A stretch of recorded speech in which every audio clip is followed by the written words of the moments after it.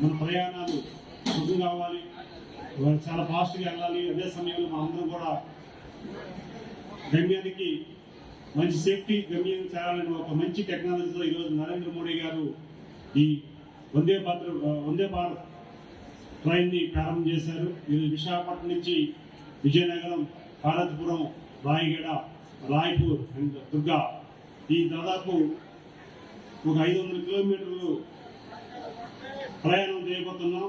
దాదాపు 1350 మంది ప్రయాణికులతో 7 అవర్స్ జర్నీతో ఈరోజు ఈ ట్రైన్ ప్రారంభం చేస్తున్నాం. ఈరోజు మొట్టమొదటిగా ఈరోజు మన విజయనగరం నుంచి వెళ్తుంది కనుక మనందరికీ ఆనందం.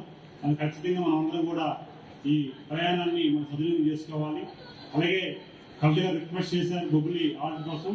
ఖచ్చితంగా ఈ రోజే డిఎం గారు వస్తున్నారు. అలాగే సీనియర్ రైల్వే అధికారి ఇక్కడ పైన ఉన్నారు, వారు కూడా రిక్వెస్ట్ చేస్తున్నాను. నా తరఫున నా పార్లమెంట్ పరిధిలో ఉన్న బొబ్బిలి హార్ట్కి ఖచ్చితంగా హార్ట్కి మేము మాటిస్తున్నాం. ఖచ్చితంగా మేము హార్ట్ని మంజూరు చేస్తాం. దానికోసం నేను అధికారులు 23 కూడా మా రివ్యూ ఉంది. ఆ రివ్యూలో కూడా నేను ప్రస్తావన చేస్తాం, ఖచ్చితంగా చేస్తామని తెలియజేసుకుంటూ ఈరోజు నేను కూడా మా కుటుంబ సభ్యులతో ఈరోజు ఈ ట్రైన్లో ప్రయాణం చేసి రాయగఢ వెళ్తున్నాం. రాయగఢలో అమ్మవారి దర్శనం చేసుకొని మళ్ళీ వస్తున్నాం. ఇది మంచి కార్యక్రమం కనుక ఈ కార్యక్రమాన్ని అమ్మవారి ఆశీస్సులు ఉండాలని ఒక ఆలోచనతో ఈరోజు కార్యక్రమం చేస్తున్నాం.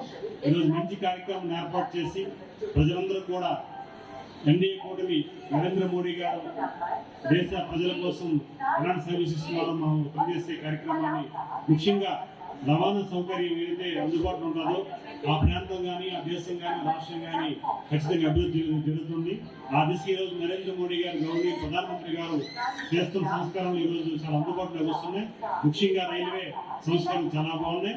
వారికి మన జిల్లా ప్రజల తరఫున, మన పార్లమెంట్ ప్రజల తరఫున, ఉత్తరాంధ్ర ప్రజల తరఫున, అలాగే రాయగడ అండ్ ఛత్తీస్గఢ్ మన దేశ ప్రజల తరఫున వారికి ప్రత్యేకమైన కృతజ్ఞతలు అభినందనలు తెలియజేసుకుంటూ